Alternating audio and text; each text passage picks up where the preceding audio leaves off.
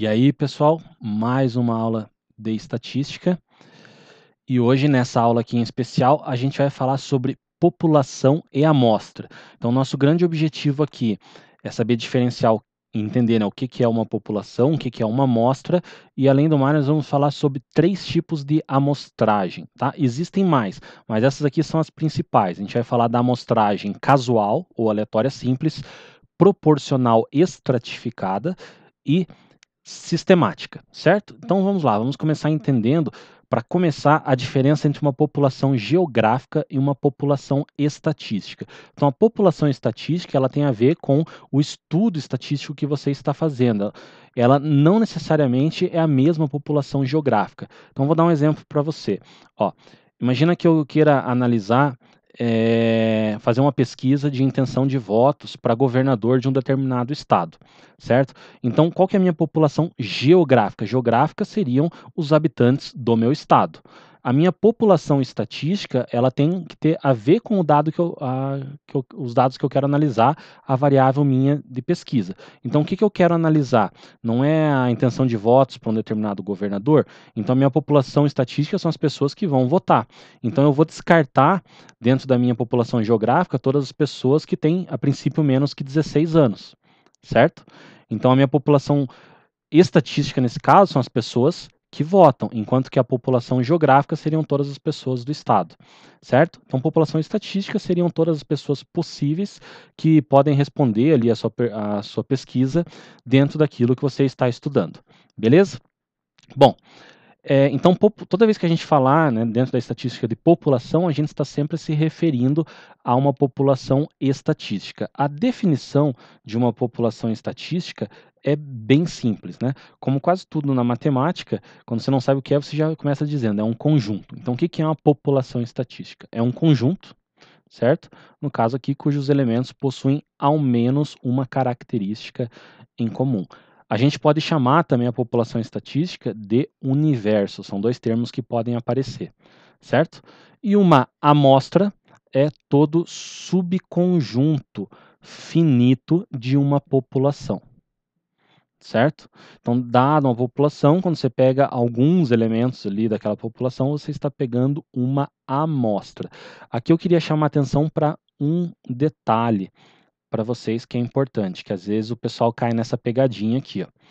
Então, se eu pegar um conjunto, vamos pegar um conjunto numérico bem simples, de 3 elementos, certo?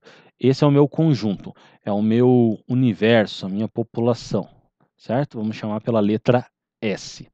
Eu quero listar agora todos os subconjuntos. Então, vamos colocar aqui, subconjuntos de S. Quais são os subconjuntos de S? Ó, eu posso pensar em subconjuntos que tenham apenas um elemento. Então, eu teria o subconjunto que tem só o 1, só o 2 e só o 3.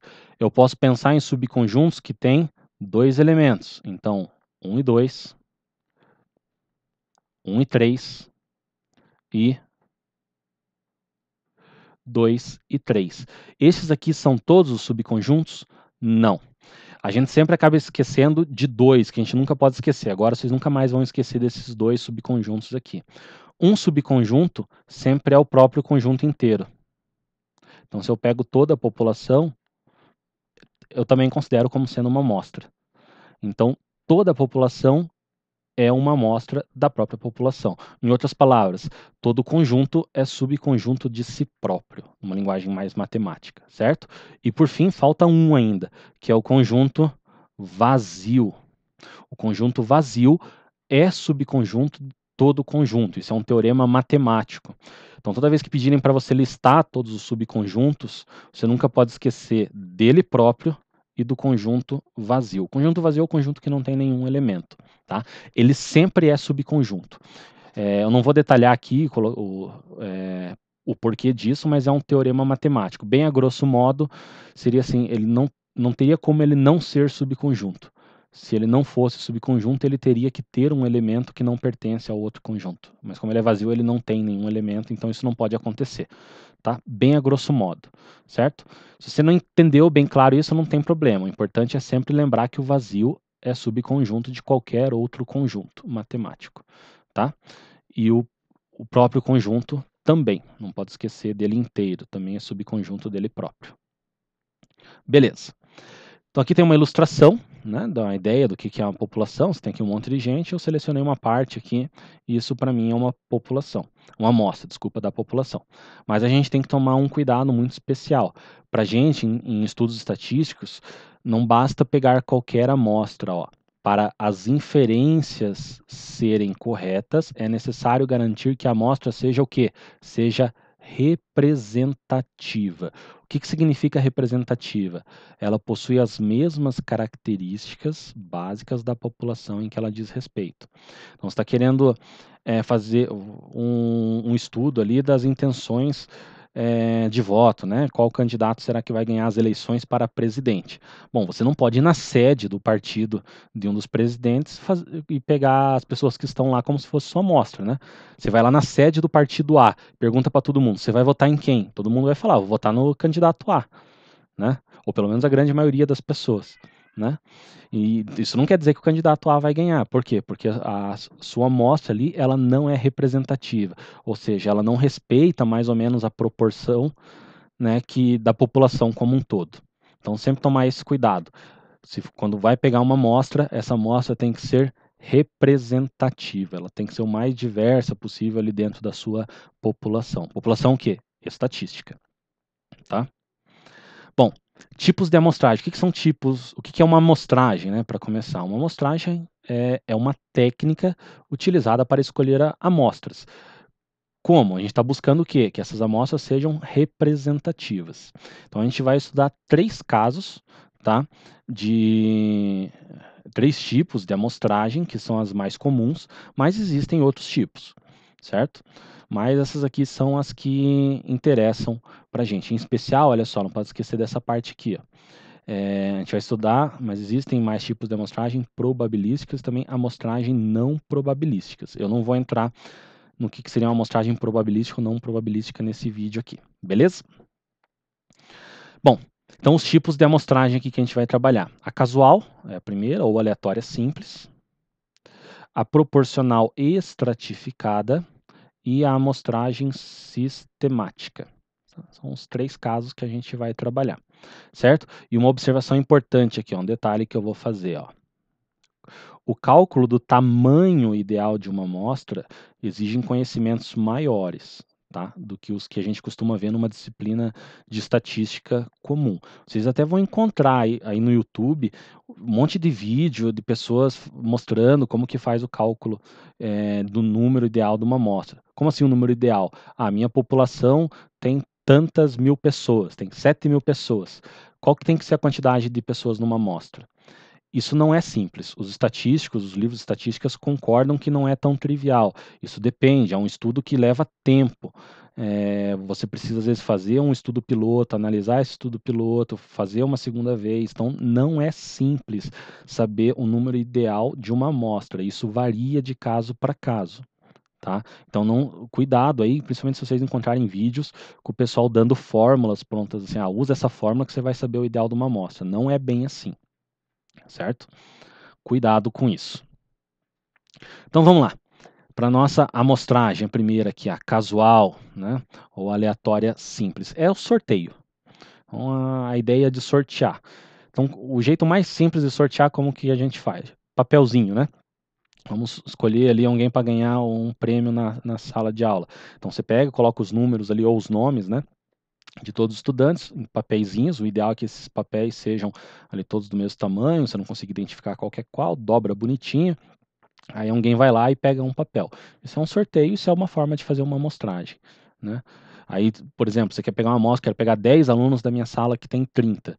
Então eu vou lá e pego 10 papéis ou peço para alguém pegar, certo? Então, como eu coloquei aqui, ó, realizada numerando a população de 1 a n. Então, na sala, né, você pode dizer quem é o aluno 1, quem é o aluno 2, até o 30º aluno, digamos, né, e sorteia por meio de algum dispositivo aleatório. O papelzinho é um dispositivo aleatório. Claro que em estudos estatísticos ninguém vai ficar sorteando papelzinho, a gente faz outras coisas. Tá? Aqui tem um exemplo só, antes de eu entrar em mostrar outras formas de fazer. né, procura-se obter uma amostra representativa para uma pesquisa da estatura de 90 estudantes de uma escola, certo? Então, numeramos os alunos de 1 a 90, escrevemos os números de 1 a 90 em pedaços de papéis idênticos e os colocamos dobrados em uma caixa. Agitamos bem a caixa e retiramos um a um 9 papéis. Quando você tirou 9 papéis de um total de 90, você fez uma amostra de 10% da população, certo? Então, é a ideia de sorteio. Bom, outras formas de fazer. E aqui que a gente precisa falar com um pouquinho mais de calma, certo? Então, outra forma de fazer é utilizando uma tabela de números aleatórios. Onde que você acha essas tabelas de números aleatórios? Você pode gerar elas e eu vou fazer um vídeo para vocês mostrando como construir uma tabela de números aleatórios no Excel. Eu vou deixar na descrição ali. É bem simples e rapidinho, tá? Mas você pode acabar pegando tabelas prontas por aí. Um detalhe importante é que você tem que determinar a regra como você vai utilizar a tabela de números aleatórios antes de gerar a tabela ou de pegar a tabela, certo? Então vamos fazer um exemplo nosso, vamos supor o seguinte, vamos fazer um sorteio dos alunos de uma turma, tá? Vamos sortear dentre 30 alunos. 30 alunos eu quero sortear 9, tá? Isso aqui na minha amostra. Então eu quero pegar 9 de um total de 30 alunos. Aqui eu estou pegando uma amostra de 30%, né? 10% seriam 3. Então, já estou supondo que meus alunos estão enumerados de 1 a 30 e eu quero sortear 9 números. Então, a regra que eu vou determinar é o seguinte, eu vou gerar uma tabela de números aleatórios, os números serão de 0 a 9 e eu vou sempre pegar de 2 em 2 dígitos. Por quê? Porque eu posso ter aqui até 2 dígitos, né? Então, eu vou pegar sempre 2 dígitos. E eu vou sempre ler da esquerda para a direita, de cima para baixo. Isso eu estou pré-determinando antes de construir a minha tabela. Tá? Isso eu tenho que fazer antes. Determinei as regras, agora eu vou gerar a tabela. Digamos que eu gerei essa daqui, ó, que é um exemplo aqui que eu trouxe para vocês. Então, eu vou começar a pegar os números, sempre de 2 em 2 dígitos, né, como eu mencionei. Então, o primeiro número é o 24. Então, o aluno 24 é o primeiro sorteado. Depois, é o 09. Então, esse aqui é o meu segundo número. Depois, ó, é o 65. Eu vou até colocar aqui, ó, 65. Mas não tem aluno 65, só tenho 30 alunos. Então, eu descarto. Depois é o 03. Então, marquei aqui o 03. Depois é o 44. 44 também não tem aluno 44, vai só até o 30. Então, eu descarto esse número. Depois eu vou pro 76. Também vou descartar. Então, vamos marcar aqui, 76, descarta. Depois, 67, também descarta. Depois é o 25. Ó, o 25 daí eu já tenho. Depois é o 03. Eu queria fazer pelo menos até o 03 aqui, ó. Ah, o 03 já foi sorteado, tá aqui, ó. Certo? Então eu descarto esse aqui também. Depois, 85. 85 não tem. E assim sucessivamente, vai indo, ó. 64 também não tem. Então eu descarto. Depois o 22 tem. E assim sucessivamente. Eu não vou fazer aqui todos, aqui eu consegui sortear 3, né? Dos 9. Eu teria que continuar se eu quisesse sortear os 9. Não, 3 não, esqueci do 25 aqui, ó. Eu cheguei até 4 estudantes aqui, 4 alunos, certo? O 9, o 3, o 25 e o 22. Seria só uma questão de continuar, certo? Acho que deu para pegar a ideia. Lembrando que eu vou fazer um vídeo para vocês de como gerar uma tabela desse tipo aqui, de números aleatórios, no Excel. E daí a gente pode tomar mais cuidado, a gente pode sortear já com o direto, assim, eu quero, entre o número 1 e 30, eu quero sortear 9 números. E ele já me dá pronto, sem essa trabalheira toda aqui. Beleza? Bom, então, o próximo tipo de amostragem nossa é a proporcional estratificada. A palavra proporcional tem a ver com proporção. Quando que a gente utiliza essa daqui? Quando a nossa população ela se divide em subpopulações. Essas subpopulações a gente chama de estratos, tá? E de alguma forma a nossa variável precisa preservar a nossa amostra, né, da população precisa preservar essa divisão aqui. certo? Então, um exemplo bem simples aqui para a gente fazer a conta, ó, é este daqui. Então, 90 estudantes de uma escola, é o mesmo exemplo praticamente, só que aqui ele está considerando que 54 são do sexo masculino e 36 são do sexo feminino. Na minha pesquisa, eu acho relevante que seja respeitada essa proporção. Por quê? Porque daí eu corro o risco, se eu não respeitar, da minha amostra não ser representativa. Então, quando eu for pegar uma amostra, eu quero que esta amostra preserve a proporção, certo? Isso depende de caso a caso, não quer dizer que você sempre tenha que fazer isso. Isso vai depender do que você está estudando, da análise sua ali como pesquisador. Então, entende-se aqui que neste caso eu preciso preservar a minha proporção entre pessoas do sexo masculino e feminino. E o objetivo é ainda pegar uma amostra de 10%. Lembra lá no primeiro caso, dos 90 alunos eu queria pegar 9. Como que eu fiz? Sorteei no papel. Aqui não é uma questão de simplesmente sortear. Os 9 que eu vou sortear, eu quero que respeitem a proporção. Quantos serão do sexo masculino e quantos serão do sexo feminino. Então, se o meu extrato é 10, a minha amostra é de 10%, basta eu calcular 10% de cada um dos extratos. Então, 10% de 54 e 10% de 36. Como que eu calculo 10% de 54? Você pode calcular 10. O que é 10%? Eu vou ensinar uma coisa, um truque aqui para vocês agora. Ó. Fatal. Duas palavras na matemática que você, sabendo isso aqui, você nunca mais vai errar esse tipo de conta. A palavra de, ela tem a ver com multiplicação. E a palavra por tem a ver com divisão. Certo? Então, quando eu falo 10% de 54, veja que apareceram essas palavras aqui. Ó, vamos escrever, ó. Presta atenção no que eu estou escrevendo e falando. 10 por divisão, certo? Fração é uma divisão.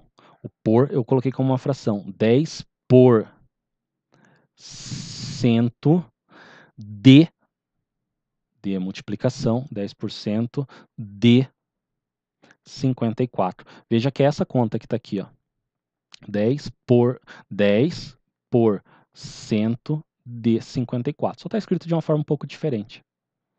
Certo? Mas você pode simplificar aqui se quiser direto. 54 dividido por 10, 5,4.